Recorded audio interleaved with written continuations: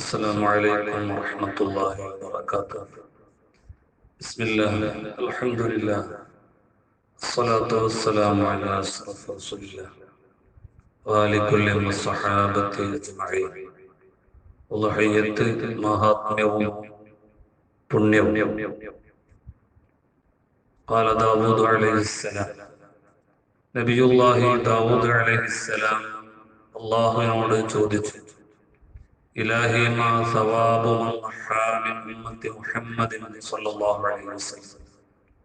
അല്ലാഹുവേ, മുഹമ്മദ് നബി സ്വല്ലല്ലാഹു അലൈഹി വസല്ലം തങ്ങളുടെ സമുദായത്തിൽ നിന്ന് ഉൾഹിയ്യത്ത് കർമ്മം നടത്തിയ ആളുകൾക്ക് നീ നൽകുന്ന പ്രതിഫലം എന്താണ്? ഖാല, അല്ലാഹു സുബ്ഹാനഹു വ തആല അതിന് മറുപടി പറഞ്ഞു, സവാബുഹു, അതിന്റെ പ്രതിഫലം, അൻഉഅ്തിയഹു ബികുല്ലി ശഅറത്തിൻ അലാ ജസദിഹ, ഉൾഹിയ്യത്ത് മൃഗത്തിന്റെ ശരീരത്തിലുള്ള ഓരോ മുടിയുടെയും രോമത്തിന്റെയും എണ്ണം അനുസരിച്ച് ഞാൻ അവന് നൽകുന്നു അശ്റ ഹസനാത്ത്, ഒരു രോമത്തിന് 10 നന്മ നൽകുന്നു. ഒരു മൃഗത്തിന്റെ ശരീരത്തിലുള്ള രോമങ്ങളുടെ എണ്ണം എത്രയാണെന്ന് നമുക്ക് ഊഹിക്കാൻ പോലും കഴിയില്ല. അതിന്റെ 10 ഇരട്ടി പ്രതിഫലമാണ്, നന്മകളാണ് ബലി നടത്തിയ മനുഷ്യന് നൽകുന്നതെന്ന് ദാവൂദ് നബി അലൈഹിസ്സലാമിനോട് അല്ലാഹു പറയും. തീർന്നില്ല,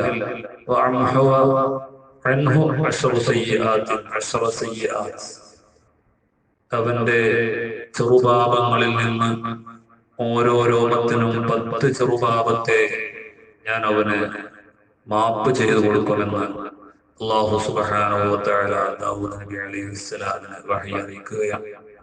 ഒരു മൃഗത്തിന്റെ ശരീരത്തിലുള്ള ഇത്രയും എണ്ണം രോമങ്ങൾക്ക് ഒന്നിന് 10 ചെറുപാപങ്ങൾ വെറുക്കുമ്പോൾ ഉളഹിയ്യത്ത് കർമ്മം നടത്തുന്ന മനുഷ്യന് മരണപ്പെട്ടു കഴിഞ്ഞാൽ ചെറുപാപം ഉണ്ടാവില്ല എന്ന് നമുക്ക് അനുമാനിക്കാം.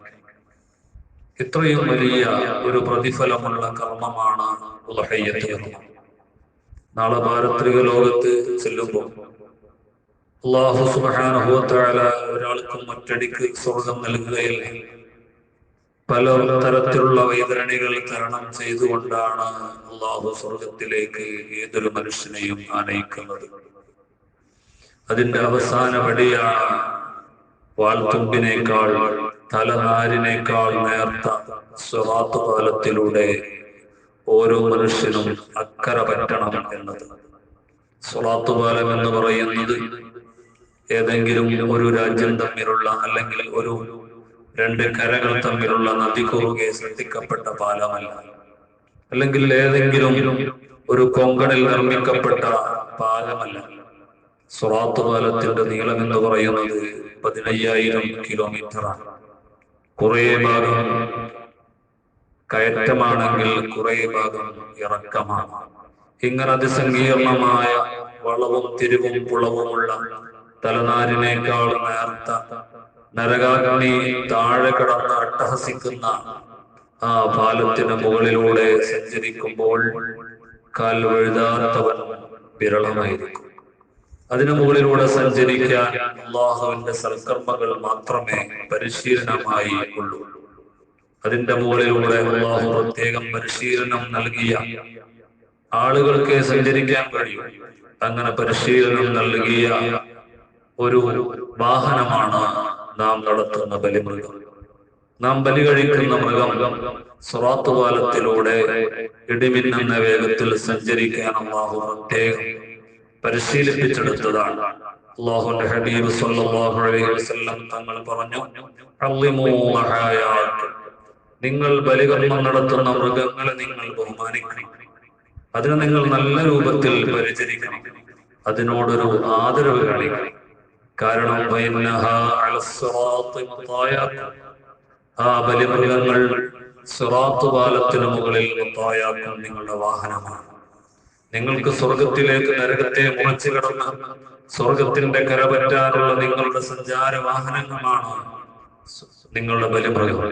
അതുകൊണ്ട് ആ മൃഗത്തെ നിങ്ങൾ വന്ദിക്കുകയും ബഹുമാനിക്കുകയും വില കൽപ്പിക്കുകയും ചെയ്യണമെന്ന് ഹബീബായ നബി സല്ലല്ലാഹു അലൈഹി വസല്ലം തങ്ങൾ പറയുന്നു. എത്ര മഹത്തരമായ കർമ്മമാണ് ബലികർമ്മം. പ്രിയമുള്ള സഹോദരന്മാരെ, ദുൽഹിജ്ജ മാസമായാൽ തക്ബീർ നാം കേട്ടിട്ടുണ്ട്. 3-4 തരത്തിലുള്ള തക്ബീറുകളാണ് വലിയ പെരുന്നാളിനുള്ളത്. അതിൽ ഒന്നാമത്തെ തക്ബീർ തന്നെ ദുൽഹിജ്ജ മാസം നിലാവ് കണ്ടാൽ, മാസപ്പിറവി കണ്ടാൽ ആ സമയം മുതൽ ഉളഹയ്യത്തിന് പറ്റുന്ന ആട്, മാട്, ഒട്ടകം ഇവകളെ കാണുകയോ ശബ്ദം കേൾക്കുകയോ ചെയ്താൽ തക്ബീർ ചൊല്ലൽ സുന്നത്താണെന്ന് ഇസ്ലാം പഠിപ്പിക്കുന്നു. ആ മൃഗം നമ്മുടേതല്ല. അതൊരു പക്ഷേ ഈ വർഷം ഉളഹയ്യത്ത് നടത്തുന്നതാവണമെന്നില്ല, അല്ലെങ്കിൽ ഉളഹയ്യത്തിന്റെ പ്രായം അതിനെത്തണമെന്നില്ല.